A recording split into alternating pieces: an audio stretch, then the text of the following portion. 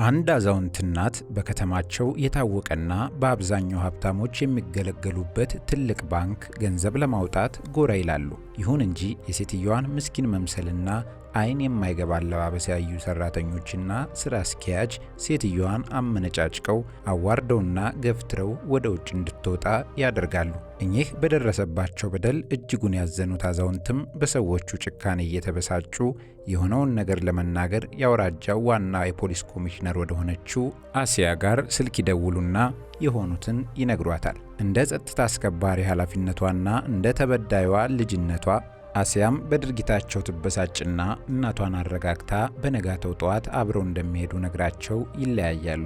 ጠዋት አሲያና እናቷ ወደ ባንክ ቤቱ አቅንተው ከስራ አስኪያጁ ጋር ተፋጠው የተከሰተው ነገር ታዲያ ሁሉንም ሰው ያስደነገጠና ያስተማረ ነበር። ቻናላችንን ሰብስክራይብ በማድረግ የደውሏን ምልክት በመጫን በየቀኑ የምንለቃቸውን አዝናኝና አስገራሚ ቪዲዮዎችን መመልከት ትችላላችሁ። ወደ ዛሬ ቪዲዮ አለፍኩ። አንዲት እንደ ነገሩ የሆነ ልብስ የለበሱ አዛውንት ሴት በአካባቢያቸው ወደሚገኝ ትልቅ ባንክ በመሄድ አገልግሎት ለማግኘት ወደ ባንኩ ውስጥ ሲዘልቁ የተመለከቷቸው ደንበኞችና ሰራተኞች ሁሉ በንቀት እየተመለከቷቸው እንደዚህ ያሉ ሴት እዚህ ታዋቂና ትልቅ የሀብታሞች ባንክ ውስጥ ምን ሊሰሩ መጥተው ነው ሲሉ በውስጣቸውና እርስ በርሳቸው ይነጋገሩ ነበር። አዛውንቷ በዘገምተኛ አረማመድ በቀጥታ እንግዶቹን ወደምታስተናግደው ሻበናህ የተባለች ወጣት ሴት መቀመጫ ጋር አምርተው ልጄ ከባንክ ገንዘብ ለማውጣት ፈልጌ ነበር በማለት ጉዳያቸውን እየነገሯት በእጃቸው የያዙትን ቼክ ሲዘረጉላት፣ እሷ ግን ቼኩን እንኳን በቅጡ ሳታይ እንዴት ወደዚህ ባንክ ለመምጣት ደፈሩ? ይህ ባንክ እንደርሱ ያሉ ሰዎችን ለማስተናገድ የተዘጋጀ አይደለም። ለማኝ ሰው ወደዚህ ለምን ይመጣል? ባንኩ የሀብታም ሰዎች ነው። የእነሱ ትልልቅ ሂሳቦች ተቀምጠዋል። እንደርሱ ያለው ሰው የዚህ አይነት ባንክ ውስጥ አካውንት የመክፈት አቅም እንኳን አይኖረውም። አሁን ከዚህ ሂዱ ብላ ስትቅለበለብባቸው አዛውንቱ አረጋ ብለው ልጄ መጀመሪያ ቢያንስ ቼኩን እንኳን ተመልከቹ፣ 5000 ሩፒ በጥሬ ገንዘብ ማውጣት አለብኝ ሲሏት፣ ሻበና ይበልጥ እየተናደደች ይህ የቀልድ ቦታ አይደለም። የሚናገሩትን የማምን ይመስልዎታል? እንደርሱ አይነት ሴት በፍጹም ይህን ያህል አቅም ሊኖረው አይችልም። ጭራሽ 5000 በህይወቱ ይህን ያህል ገንዘብ እንኳን አይተው ያውቃሉ? ቶሎ ይህን ቦታ ልቀቁ፣ አለበለዚያ እኔ ራሴ ያስወጣዎታለሁ አለች ጮክ ብላ። ወዲያው የባንኩ ስራ አስኪያጅ ከቢሮው ወጣና በምን ምክንያት እንደምትጮህ ሻበናህን ሲጠይቃት ይህች ለማኝ ሴት ቦታውን ለመልቀቅ ፈቃደኛ ልትሆን አልቻለችም ስትለው፣ ስራ አስኪያጁ በንዴት ወደ አዛውንቷ ሄዶ ምንም ሳይጠይቅ በጥፊ ሲመታቸው ጥፊው ጠንካራ ስለነበር ሴትየዋ እየተንገዳገዱ መሬት ላይ ወደቁ። አስከትሎም የጥበቃ ሰራተኛውን ጠርቶ ምን እየሰራ ነው? ጎትተ ከዚህ ያስወጣቸው፣ እንደዚህ አይነት ሰዎች ከየት እንደመጡ አታውቅም በማለት አንቧረቀ። የጥበቃ ሰራተኛው ሴትየዋን ከባንኩ በኃይል ሲያስወጧት እዚያ የተገኙት ደንበኞችና ሰራተኞች ሁሉም ነገሩን በጸጥታ ሲመለከቱ እንዲህ የሚያካልቧቸው ሴት የአውራጃው ፖሊስ ዋና ኃላፊ ኮሚሽነር የሆነችው አሲያ እናት መሆናቸውን ማንም አያውቅም ነበር። እናም ይህ ክስተት በሙሉ በባንኩ ውስጥ ባለው ሲሲቲቪ ካሜራ እንደተቀረጸ ሲሆን እናት ወደ ቤት ተመልሰው እያለቀሱ ለልጃቸው ስልክ በመደወል ባንክ ቤት ባሉ ሰራተኞች ስድብ፣ መዋረድና ድብደባ ጭምር እንደደረሰባቸው ሲነግሯት ዋና ኮሚሽነር አሲያ በምትሰማው ነገር በጣም እየተናደደች ሰውነቷ ተንቀጠቀጠ። አብረን ወደ ባንኩ ቤት ሄደን ገንዘቡን እናውጣለን፣ እሺ ተረጋጊ አሁን ብላ እናቷን ካጽናናች በኋላ ምን ማድረግ እንዳለባት እያሰበች ስልኩን ዘጋች። በማግስቱ ጠዋት ዋና ኮሚሽነር አሲያ ቀለል ያለ የሲቪል ልብስ ለብሳ ከእናቷ ጋር ወደ ባንክ ለመሄድ ስትዘጋጅ እናት አሲያን አቅፈው በተደረጉት ነገር ሐዘን ቢሰማቸውም አሁን በልጃቸው ሁኔታ አይኖቻቸው በኩራት ተሞልተዋል። አሲያም እናቷ በብዙ ችግር እንዴት እንዳሳደጓትና ትምህርቷን በሚገባ እንድትከታተል እንዳስቻሏት ከዚያም ዛሬ ላይ ላለችበት ከፍተኛ ቦታ እንደደረሰች እያሰበች ነበር። ቀጥሎም እናትና ልጅ በጠዋት ባንኩ ሳይከፈት በመድረሳቸው በሩ አጠገብ ተቀምጠው በተረጋጋ ሁኔታ ሲጠብቁ ቆዩና ከተወሰነ ደቂቃዎች በኋላ ባንኩ ተከፍቶ ወደ ውስጥ ሲዘልቁ ሁለቱም እዚህ ግባ የማይባል በጣም ቀላል አለባበስ ስለለበሱ ደንበኞችና ሰራተኞች አሁንም እንደ ተራ ሴቶች ቆጥረዋቸው አይናቸውን ሲጥሉባቸው አሲያ የአውራጃው ዋና ፖሊስ ኮሚሽነር እንደሆነች ማንም ሊገምት አልቻለም። ቀስ ብለው ወደ ሻባና ጠረጴዛ በማምራት አሲያ በትህትና እመቤት ገንዘብ ለማውጣት ፈልገን ነበር፣ ለእናቴ መድኃኒት መግዛት አለብን እና ደግሞ እኔም አስቸኳይ ስራ ስላለብኝ እባክሽን ቼኩን ተመልከችው በማለት ስትሰጣት ሻባና ሁለቱንም ሴቶች ከራስ ጸጉር እስከ እግር ጥፍራቸው ተመለከተችና አንድ አዛውንትና አንድ ቀላል ቀሚስ የለበሰች ወጣት ሴት መሆናቸውን ታዝባ ምናልባት ወደ ተሳሳተ ባንክ መታችሁ ሊሆን ይችላል፣ ይህ ቅርንጫፍ የሚያስተናግደው ከፍተኛ አቅም ያላቸውን ደንበኞች ብቻ ነው ስትላት፣ አሲያ ግን በእርጋታ ፈገግ እያለች እባክሽ ቼኩን አንድ ጊዜ ፈትሺውና ልክ ካልሆነ እንሄዳለን አለቻት። ሻባናም ይህንን ለመመልከት የተወሰነ ጊዜ እንደሚወስድና ቁጭ ብለው እንዲጠብቁ ስትነግራቸው አሲያ የእናቷን እጅ ይዛ አንድ ጥግ ባለ ባዶ ወንበር ላይ ተቀመጡና ለእናቷ ትንሽ ውሃ ሰጠቻት።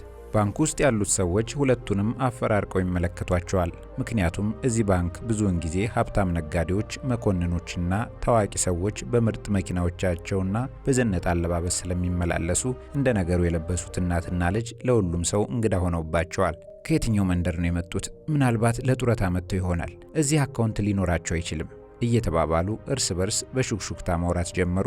ሁሉንም ነገር የምትሰማው አሲያ የሚሉት ቢያናድዳትም ተረጋግታ ራሷን ተቆጣጥራ ዝም አለችና ከትንሽ ቆይታ በኋላ ወደ ሻባና ጋር ሄዳ አንቺ ስራ ከበዛብሽ እባክሽ ስራ አስኪያጁን እንድናገኘው አድርጊ፣ እንቸኩላለን ስትላት ሻባና እየተበሳጨች ስልኩን አንስታ ለስራ አስኪያጁ ደወለችና አለቃ አንዲት ሴት መታ ልታገኝ ትፈልጋለች ስትለው እሱም በመስታወቱ አሻግሮ ሲመለከት አንዲት ቀለል ያለ አለባበስ የለበሰች ሴት ከእናቷ ጋር ተቀምጣየና በፍጹም የባንኩ ደንበኛ ልመስል ስላለችው ለእንደዚህ አይነት ሰዎች ጊዜ የለኝም፣ እዛው እንድትቀመጥ ንገሪያት አላትና ስልኩን ዘጋው። ሻባና ወደ አሲያ ጠጋ ብላ የተወሰነ መጠበቅ ይኖርብሻል፣ ነፃ ሲሆን መጥቶ ያናግርሻል፣ ጠብቁት ስትላት አሲያ አሁንም ሙሉ በሙሉ ተረጋግታ ከእናቷ ጋር ወንበሩ ላይ አረፍ ብላ የሚሆነውን መጠባበቅ ያዘች። እናትና ልጅ እዚያ ተቀምጠው ያለማቋረጥ የሚያሟቸውን በዙሪያው ያሉ ሰዎች ሹክሹክታ ከመስማት ውጪ ሰውየው ሊመጣላቸው ስላልቻለ አሲያ የእናቷን እጅ ጫና አድርጋ ይዛ እነዚህ ሰዎች አሁንም ስለኛ ምንም ግድ የሌላቸው ይመስላል፣ እኔ ራሴው ሄጄ አንድ ነገር ማድረግ አለብኝ ብላ ቆመችና እናቷን አስከትላ ቀጥታ ወደ ስራ አስኪያጁ ቢሮ ሄደች።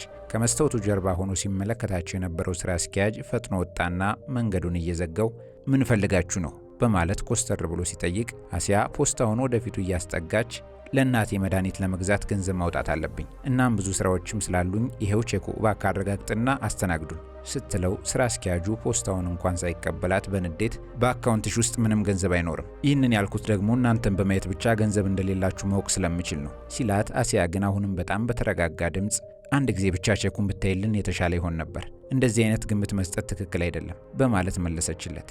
ስራ አስኪያጁ ከአቋሙ ሳይነቃነቅ እየሳቀ እህት ብዙ ልምድ ያለኝ ሰው ነኝ፣ በየቀኑ እንዳንቺ ያሉ ሰዎች ወደዚህ ይመጣሉ፣ እናም እነሱን መረዳት አያዳግተኝም፣ አሁን የሥራ ቦታውን እያወቅሽ ስለሆነ ብትሄዱ ይሻላል አላት። አሲያ የሰውየውን ንግግር ትዕግስቷን ቢያስጨርሳትም አሁንም ለመረጋጋት እየሞከረች ኢንቨሎፑን ጠረጴዛው ላይ ያስቀመጠችለትና ደህና እሄዳለሁ፣ ግን እዚህ ውስጥ ያለውን መረጃ ብታነበው ለአንተ ጠቃሚ ሊሆን ይችላል ብላው የእናቷን እጅ ይዛ ፊቷን አዙራ ወደ በሩ ከሄደች በኋላ መውጫው ጋር እንደደረሰች ግን ወደ ኋላ መለስ ብላ ስራ አስኪያጁን በትኩረት እየተመለከተችው የዚህን ስራህን መዘዝ ለመሸከም መዘጋጀት ይኖርብሃል፣ የሆነ ጊዜ ሁሉም ነገር ግልጽ ይሆንልሃል ስትለው ለጥቂት ደቂቃዎች ዝምታ ውስጥ ወደቀና በራስ መተማመኗን ሲያይ የሆነ ፍርሃት ተሰማው። ጥሩ እናያለና ብሎ ተመልሶ ወንበሩ ላይ ሲቀመጥ ከፊት ለፊቱ ፖስታው አሁንም ጠረጴዛው ላይ ተዘርግቶ እሱም ችላ እንዳለው ሲሆን ነገሮችን ሊገለባብጥ የሚችል እውነት እንደያዘ አላወቀም ነበር። በቀጣዩ ቀን ጠዋት በባንክ ውስጥ ተመሳሳይ የየዕለት ስራዎች እየተከናወኑ ሳለ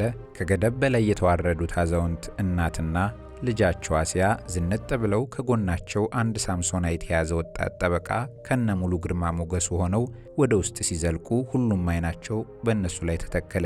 አሲያ ማንንም ሳትመለከት የሰዎቹንም ሁኔታ ከቁብም ሳትቆጥር በቀጥታ ወደ ስራ አስኪያጁ ቢሮ አቅንታ ወደሱ ስትቃረብ መጀመሪያ ሳያውቃት አፍጥቶ ተመለከታትና እየቀረበችው ስትመጣ ግን ፋይሏን ውድቅ ያደረገባት ሴት መሆኗን ሲረዳ የትላንትና ማመናጨቁና የሷ የመጨረሻ ንግግሯ ትዝ ያለው መደበቅ ያልቻለው ፍርሃት በፊቱ ላይ ይታይ ጀመር። ከዚያም ከወንበሩ ተነስቶ የሆነ አክብሮት ለማሳየት ሲጋጋጥ አሲያ ከፊት ለፊቱ ቆማ በቁጣ ትናንትና ነግሬ ነበር፣ አሁን የሥራን መዘዝ ትጋፈጣለህ፣ እኛ ላይ ብቻ ሳይሆን እንደኛ ያሉ ብዙ ተራ ዜጎች ላይ ለሰራኸው ያልተገባ ነገር ዋጋ የምትከፍልበት ጊዜ ደርሷል አለችው ቆፍጠን ብላ። ስራ አስኪያጁ የውስጡን ፍርሃት ለመሸሸግ እየሞከረ አንቺ ማነሽ እኔን የምታስተምሪኝ? ይህ እኮ ቤትሽ አይደለም ባንክ ነው ሲላት አሲያ በለስላሳው ፈገግ እያለች ንግግሩን አቋረጠችውና አብሯት ወደ መጣው ወጣት እየጠቆመችው እሱ የሕግ አማካሪ ነው፣ እኔ አይሻ እባላለሁ፣ የዚህ አውራጃ ዋና ፖሊስ ኮሚሽነር እንዲሁም 8 በመቶ የዚህ ባንክ ባለአክሲዮን ነኝ። እሷ ደግሞ እናቴ ነች፣ በጣም ደካማ ሴት ነች። እናንተ ግን ይህንን እያያችሁ እንኳን ልትረዷት አልፈለጋችሁም ስትል ሰራተኞቹ፣ ደንበኞቹና በሩ ላይ ያሉት የጥበቃ ኦፊሰሮች ሳይቀር ሁሉም ደነገጡ። ስራ አስኪያጁ ፊቱ እንደ መገርጣት እያለ የሚናገረው ጠፍቶት ዝም ሲል አሲያ ከአሁን ሰዓት ጀምሮ ከባንክ ስራ አስኪያጅነት ተነስተሃል፣ መሰል ችግሮችን በየቀኑ አንተ ተራ ሰዎች በምትላቸው ላይ እንደምትፈጽም ከራስ መረጃ አግኝተናል። እናም ሪፖርት ተዘጋጅቷል ብላ ሰነዶቹን አውጥታ እያሳየችው ሌላው ከባንክ ቤት ፖሊሲዎች ጋር የሚቃረን ተግባር እየፈጸምክ ነው ስትለው በላብ ተጠምቆ በሚንቀጠቀጥ ድምፅ እመቤቴ ተሳስቻለሁ፣ ሀፍረትም ተሰምቶኛል፣ ለትናንት ነው ክስተት ከልብ ይቅርታ ጠይቃለሁ ሲላት እኔ እንደ ፖሊስነቴ ፍትህን አሰፍናለሁ። ይቅርታ የምትጠይቀው እኔም ብቻ ነው ወይንስ ሁልጊዜም በልብሳቸው ብቻ የምትገፋቸውን ደንበኞችን ሁሉ ነው? በግልጽ የተቀመጠውን የባንክ መመሪያ አንብበህ ታውቃለህ?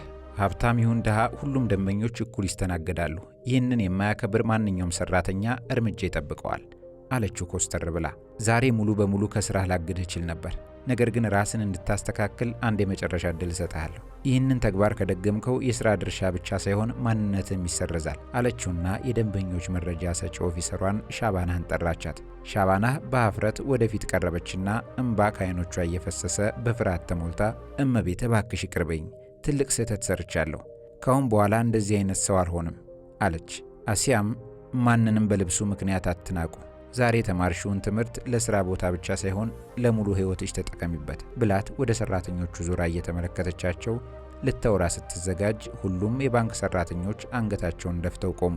ሁላችሁም ትሰሙኛላችሁ፣ ሰዎች ትልቅ የሚባሉት በሀብት ሳይሆን በስብዕና ነው። ሰብአዊነትን የምትረዱ እውነተኛ ሰራተኞች መሆን አለባችሁ ብላ ስትነግራቸው ለጥቂት ደቂቃዎች ሁሉም በዝምታ ተውጠው ነገሩን በውስጣቸው ማብሰልሰል ጀመሩ። ይህንን ጠንካራ የአሲያ የማስተማሪያ መንገድ ተከትሎ የእያንዳንዱ ሰራተኛ አመለካከት ተለውጦ ከዚያን ቀን ጀምሮ በባንኩ ውስጥ ያለው አሰራር ደንበኛ ምንም ይሁን ማን በአክብሮትና በእኩል ዓይን የሚስተናገድበት ከባቢ እንዲፈጠር አደረገ። ብዙ ጊዜ ሰዎች ሌሎችን በልብሳቸውና በገጽታቸው ሁኔታ ሲፈርዱ ቢታይም ይህ ክስተት ከዛ በተቃራኒ የሆንን የሰዎችን እኩልነት ያስተምራል። ምናልባት ያ የተናቀ ሰው ከፍ ያለ ቦታ የሚይዝና የበለጠ ክብር የሚገባው ሰው ሊሆን ስለሚችል ድሃም ይሁን ሀብታም እያንዳንዱ ሰው እኩል ክብር ሊሰጠው ይገባል የሚልን ማስገንዘብ ያሳይቶ አልፏል የአሲያና የእናቷ ገጠመኝ። እናንተስ ውድ ቤተሰቦቻችን ስለዚህ አስተማሪ ድንቅ ታሪክ ምን ተሰማችሁ? አስተያየትና ሐሳባችሁን አካፍሉን። እኛ ከዚህ ላይ አበቃን። ቸር ቆዩልን።